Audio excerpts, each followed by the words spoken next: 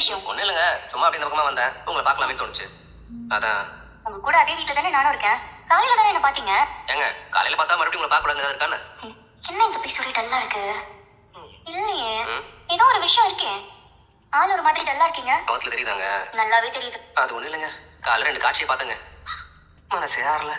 என்ன காட்சி? பாண்டிய பார்க்க மெக்கானிக் ஷாப் போனா அங்க ஒரு காட்சி, சரி சேரனான பார்க்கலான்னு கன்ஸ்ட்ரக்ஷன் சைட்டுக்கு போனா அங்க ஒரு காட்சி. ஐயோ, உங்களுக்கு ஏதாச்சும் பிரச்சனை என்ன?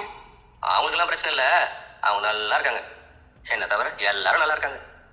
நீங்க ஏன் இப்படி சுத்தி வளைக்கிறீங்க? டைரக்டா சொல்லுங்க. ஒண்ணு இல்லைங்க, நாளைக்கு பாண்டி கடத்தல் குழா ஆச்சு, சரி வேலையெல்லாம் எப்படி போகுதுன்னு பார்க்கலாமேன்னு சொல்லி அவன் கடைக்கு போனேன். அங்க பார்த்தா வானதியும் பாண்டியும் கட்டி பிடிச்சி கிஸ் அடிச்சு நிக்கிறாங்க. பாண்டியா?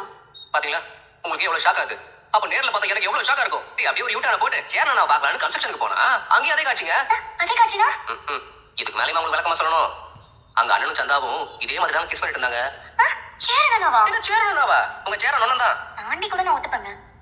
சரி சொல்லுங்க, என்ன விஷயம்? நல்லா வாய்ப்பே இல்ல, சும்மா கதை விடாதீங்க. இப்படி நம்பி தாங்க நானும் ஏமாந்து போய் நிக்கிறேன். ஆனா அண்ணன் மிகப்பெரிய காதல் மன்னனா இருக்குங்க. இப்படி அண்ணன் தம்பிங்க அவங்க வாழ்க்கையில ரொமான்ஸ் விளையாடுது. என்ன தவிர எல்லாரும் நல்லா இருக்காங்க. அவங்க எல்லாம் ஒருத்தரை மட்டும் லவ் பண்றாங்க, ஒருத்தர் கிட்ட மட்டும் பேசுறாங்க, அதனால நல்லது நடக்குது. சார் அப்படியா? பாக்குற பொண்ணுங்க பின்னாடி எல்லாம் நீங்க சுத்துவீங்க, அப்புறம் எப்படி நல்லது நடக்கும்?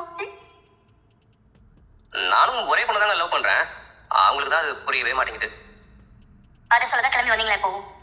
உங்களை விட்டா எனக்கு வேற யாருங்க இருக்கா? சரி விடுங்க, நான் அப்படியே போறேன்.